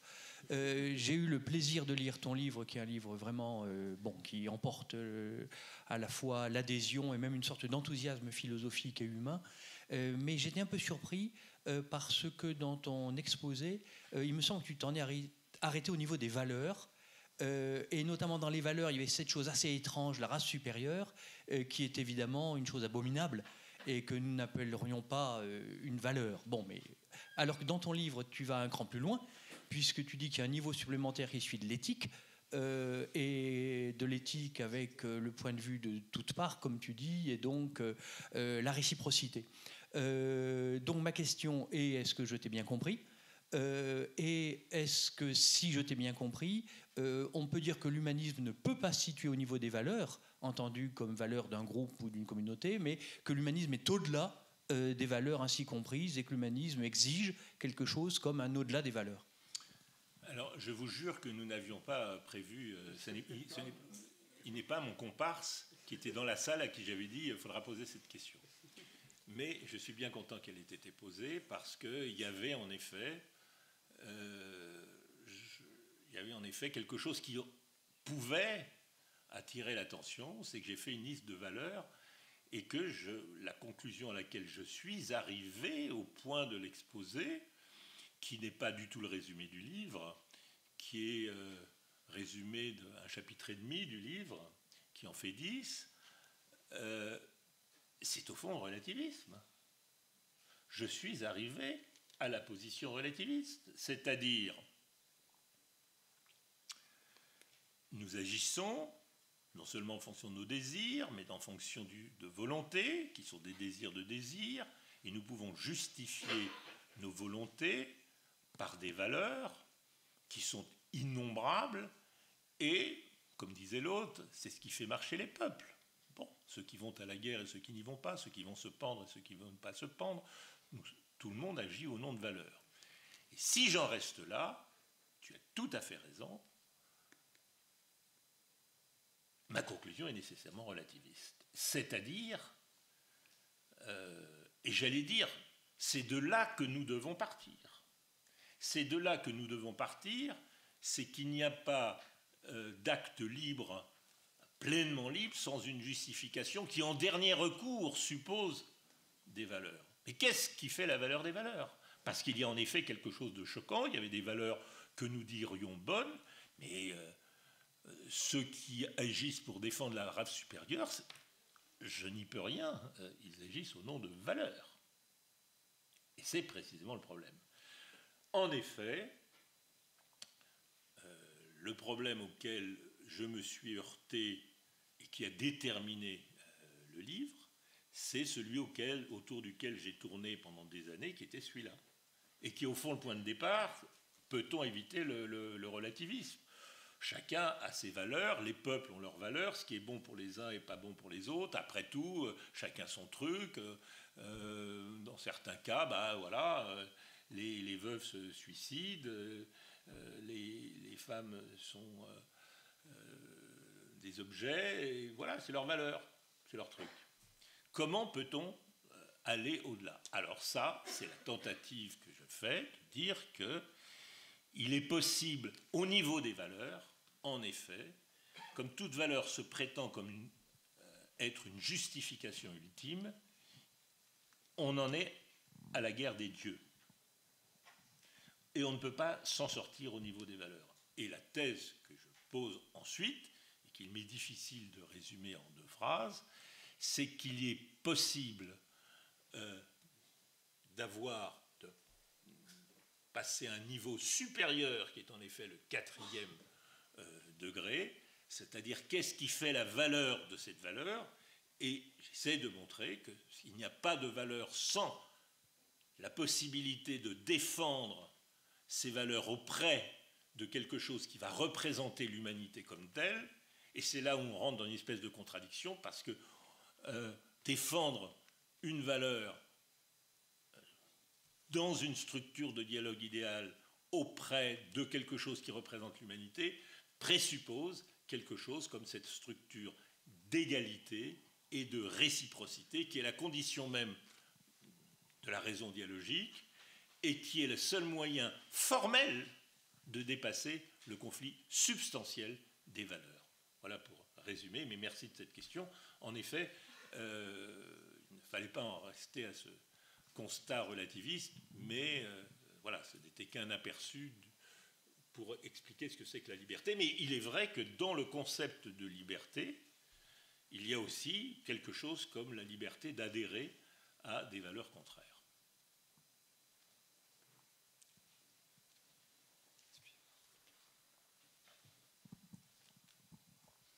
Merci. Oui, alors moi j'avais un peu la même question, mais je vais la formuler autrement ou mettre un accent sur autre chose dans votre exposé. Justement, j'allais vous demander qu'est-ce que vous appelez une bonne raison d'agir, et qu'est-ce que vous répondriez à une objection qui vous dirait qu'en fait une valeur, ça pourrait être un désir de premier ordre, quelque chose d'un peu nietzschéen, qui dirait on revient au début.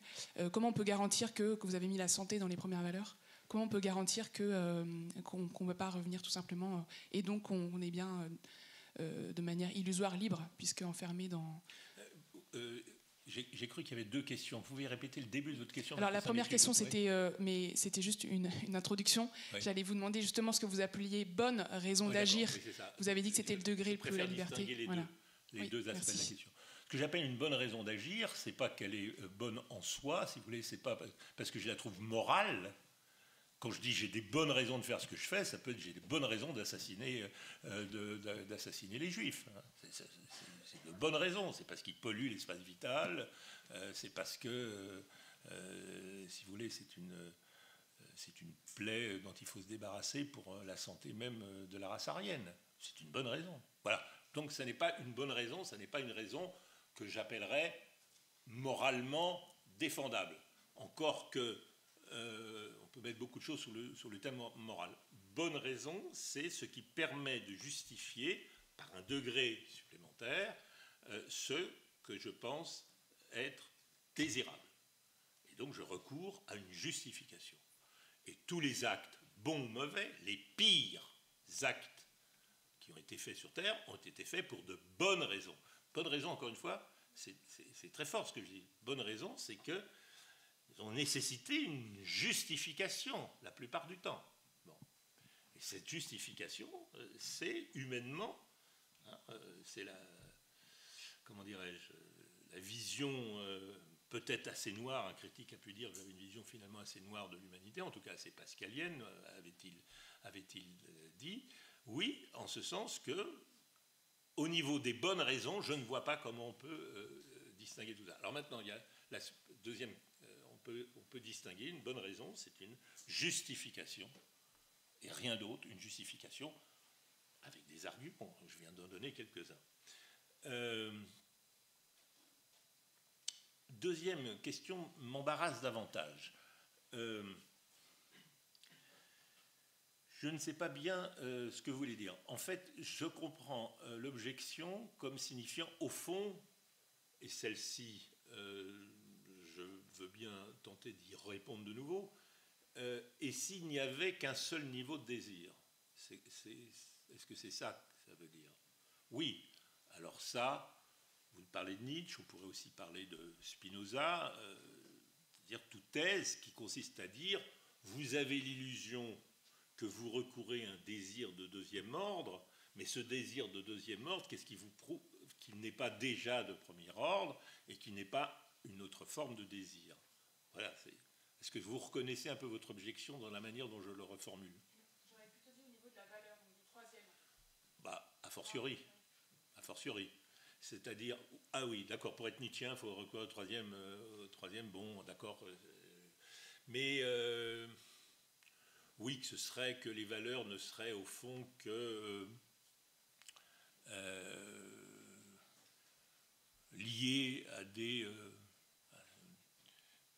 valeurs de vie, par exemple, voilà, la santé, la maladie, etc., le prêtre malade, etc.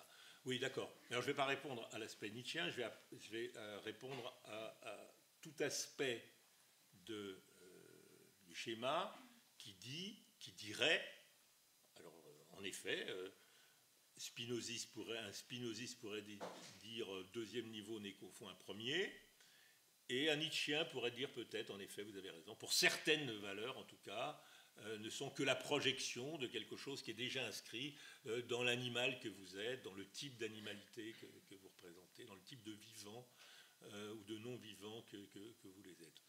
Alors, ma réponse, c'est que ce qui distingue les deux niveaux, et peut-être même les trois, c'est le rapport dialogique que j'ai avec eux. Moi, c'est ma réponse.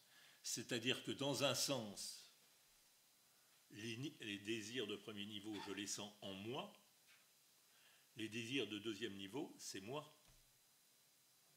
Et c'est tout à fait différent. Du point de vue de la première personne, sentir quelque chose en soi et sentir que c'est moi, c'est moi qui ne veux pas, etc. Et sentir que c'est moi face à autrui qui justifie, pour passer au troisième niveau, et qui m'abrite derrière les valeurs. Alors bien sûr, on peut toujours soupçonner, bon, puisque vous parliez de Nietzsche, on peut toujours soupçonner que tout ça ne sont que des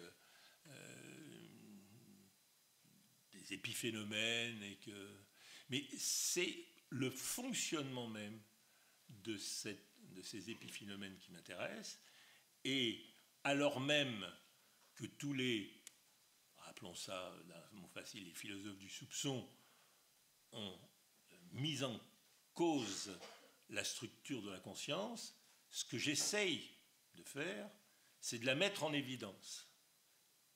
De la mettre en évidence et de montrer comment cette structure de la conscience, elle est déterminée par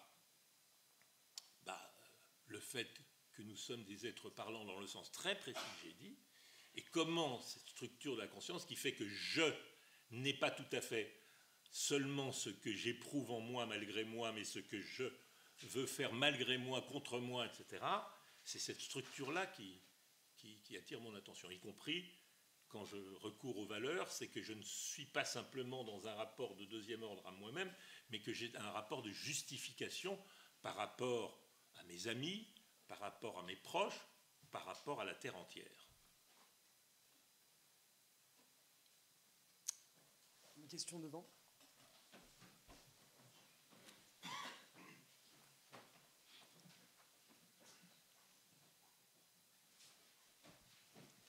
D'abord, je voudrais vous remercier par rapport à votre exposé. Et je vais revenir sur une allusion que vous avez faite par rapport à la mécanique quantique. Il y a une expérience que vous devez sûrement connaître, c'est celle où on projette des photons sur une plaque avec 2 trous. Dans un premier temps, les photons se positionnent de manière aléatoire. Dans un second temps, à partir du moment où il y a un observateur, ils se positionnent de manière déterminée. Et donc, par rapport à la notion de liberté, est-ce que finalement, la liberté ne peut exister que lorsqu'on est seul, chez soi, ou sur une île déserte? Parce que là, on est seul, notre comportement ne peut pas être déterminé par un observateur extérieur. Et qu'à partir du moment où vous avez un observateur extérieur, c'est-à-dire la présence d'une autre personne, ou d'un groupe, d'un collectif, là, notre comportement change par rapport à l'autre. Et donc, est-ce que, dans le cadre d'un groupe, la liberté peut exister? Et si elle peut exister, est-ce que ça ne conduit pas à se comporter comme Diogène Laërce en Grèce, où il se promenait nu sur la place et se masturbait en public? Donc ça veut dire que pour être libre, il faut transgresser les règles morales, éthiques ou culturelles. Et là, je rajouterai encore une autre couche. Est-ce que être dans la transgression, c'est être libre? Parce que finalement, transgresser une règle, c'est se positionner par rapport à une règle toujours. Donc finalement, est-ce que la liberté... finalement, n'existe que lorsqu'on est seul. Enfin, je ne sais pas. Alors, je ne parlerai pas de l'expérience du photon à travers les deux, parce que ça me semble un point discutable, même si par ailleurs c'est intéressant de savoir quelles interprétations de la physique quantique ont pu être dominantes et sur la question du déterminisme. Mais j'en viens à votre question, au centre de votre question. En gros, c'est... Est-ce que la liberté ne suppose pas toujours le regard d'autrui? C'est ça, comme ça qu'on... Le regard d'autrui détermine le comportement. On est conscient ou inconscient. Donc à partir du moment où notre comportement est déterminé par quelque chose qui est extérieur à nous, est-ce qu'on peut... Écoutez, repartons des choses simples.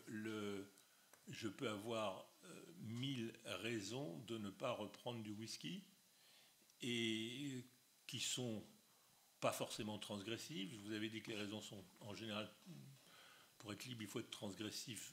J'ai pris un argument, un exemple dans lequel, au contraire, le gars qui est libre, il n'est pas transgressif du tout. Il veut rentrer chez lui sobre, il veut être en forme le lendemain matin, et puis voilà, il obéit plutôt à la moralité concrète la plus traditionnelle. Donc je ne pense pas du tout que la liberté suppose la transgression. Je ne suppose pas non plus que la liberté suppose le regard d'autrui, mais je pense en effet que nous sommes libres précisément parce que nous sommes des animaux dialogiques, c'est-à-dire que nous vivons avec d'autres, nous vivons en communication avec d'autres qui, tous ceux que nous connaissons et même tous ceux que nous ne connaissons pas. Aujourd'hui, on peut communiquer avec la Terre entière par les réseaux sociaux. Et cette structure qui fait que nous sommes ce que nous sommes à partir de cette capacité de dialogue avec l'autre va déterminer une structure interne. C'est-à-dire que j'ai besoin, moi aussi, même seul, je me parle à moi-même et je justifie auprès de moi-même ce que je fais. Et même si j'étais seul, je crois que même Robinson, qui est pourtant un être parlant, qui a beaucoup connu la société, il a besoin de ne pas vivre au jour le jour, ou plutôt à la minute en fonction de ses désirs immédiats.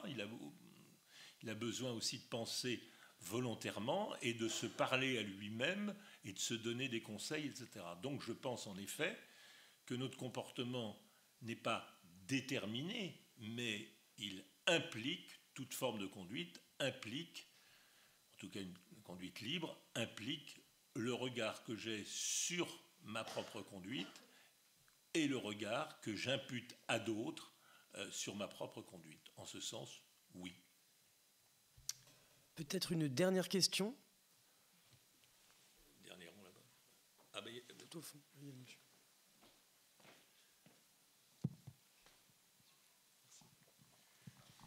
Merci.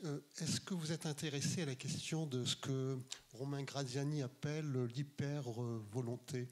C'est-à-dire, je prends 2 exemples. Je suis insomniaque, je veux dormir, et plus je veux dormir, moins je m'endors, en fait. Quand je cherche un mot, plus je cherche le mot, il ne revient pas. Il faut que je pense à autre chose, il faut que je passe par des biais pour retrouver ce mot ou trouver le sommeil. Voilà. Oui, alors Romain Graziani s'est intéressé à un sujet extrêmement classique et qui a fait l'objet, et c'est d'ailleurs une de ses sources de son récent livre, qui avait fait l'objet des travaux beaucoup plus techniques de Lionel Ster, par exemple, et de beaucoup d'autres d'ailleurs. Romain Graziani a ajouté des références très intéressantes sur la pensée chinoise, voilà, et qu'il a mis en balance avec des références à la philosophie. Bon. C'est le problème plus généralement. La question que vous posez, telle que vous la posez, c'est le problème très classique de l'acrasia, c'est-à-dire de ce qu'on appelle la faiblesse de la volonté. La faiblesse de la volonté ne fait que confirmer mon propos.